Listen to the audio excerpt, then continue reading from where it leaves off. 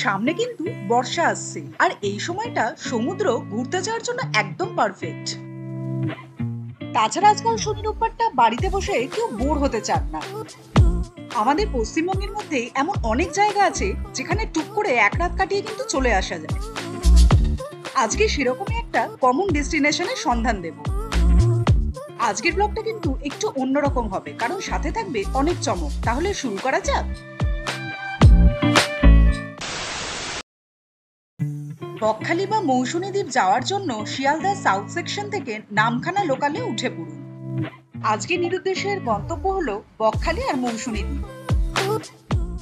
12টা নাগাদ ট্রেন ঢুকলো নামখানা স্টেশনে। থামলিন দেখে তোমরা বুঝে গেছো আমরা কোথায় যাচ্ছি, মানে আমি একা কোথায় যাচ্ছি। আজকের আমার কলেজের কিছু সিনিয়র দাদা আছে, বন্ধু আছে, তাদের সাথে মিট করতে যাচ্ছি আর একটু ঘুরতে যাচ্ছি মৌসুনী দ্বীপটা।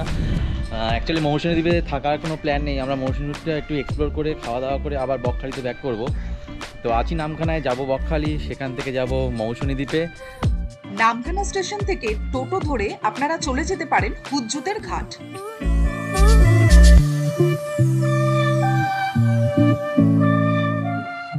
ভাড়া পড়বে মাথা পিছু 50 টাকা।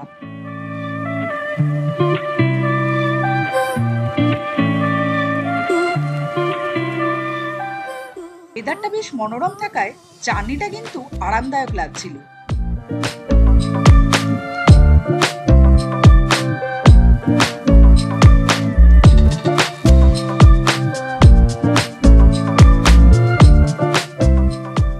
হুজ্জুতের ঘাট থেকে নৌকো পাড়ি দিল মৌসুনী দ্বীপের উদ্দেশ্যে।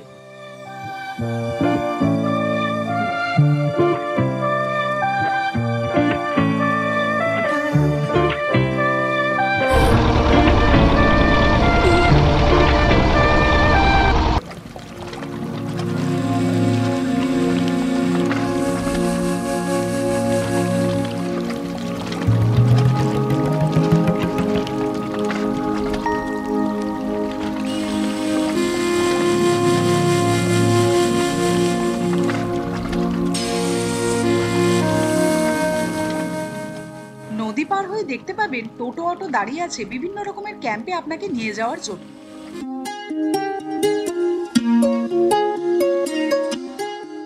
এই সমস্ত ক্যাম্পে চাইলে বুক করে আপনারা নাইট স্টেও করতে পারেন, বা চাইলে ডে ট্যুর করে খাওয়া দাওয়া সেরেও ফিরতে পারেন। মৌসুনী দ্বীপের প্রায় সমস্ত ক্যাম্পে ফুডিং লজিং এর ব্যবস্থা রয়েছে, তাই নদীর ধারে বসে গরম গরম লাঞ্চ কিন্তু বন্ধুদের সাথে বেশ উপভোগ করে নেওয়া যায়। হেভি খেতে টেস্ট ভালো। আমি এখন আছি মৌসুনী আইল্যান্ডে, এখানে জাস্ট একটু আমরা ঘুরতে এসেছি আর এই ভিউটা তোমাদেরকে দেখালাম। কেমন লাগছে সেটা কিন্তু জানিও অবশ্যই। আমরা রাতেবেলা ব্যাক করবো বকখালিতে। এই হচ্ছে মৌসুনী আইল্যান্ডের ভিউ। লাঞ্চটা কিন্তু কুনালদের বেশ জম্পেশ ছিল। বকখালিতে রাতের ঠিকানা ছিল হোটেল বলাকা।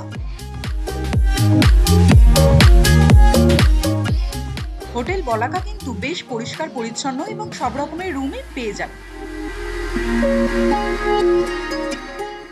হোটেলের লোকেশন ডেসক্রিপশন বক্সে দেওয়া থাকে।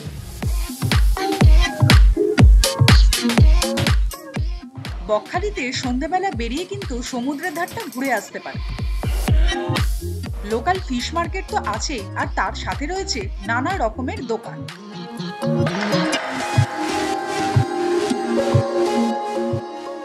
বকখালিতে থাকলে ঘুরে দেখে নিতে পারেন ওয়েস্ট বেঙ্গল গভর্নমেন্টের কুমির প্রকল্প, হেনরি আইল্যান্ড, কার্গিল বিচ আর ফ্রেজারগঞ্জ।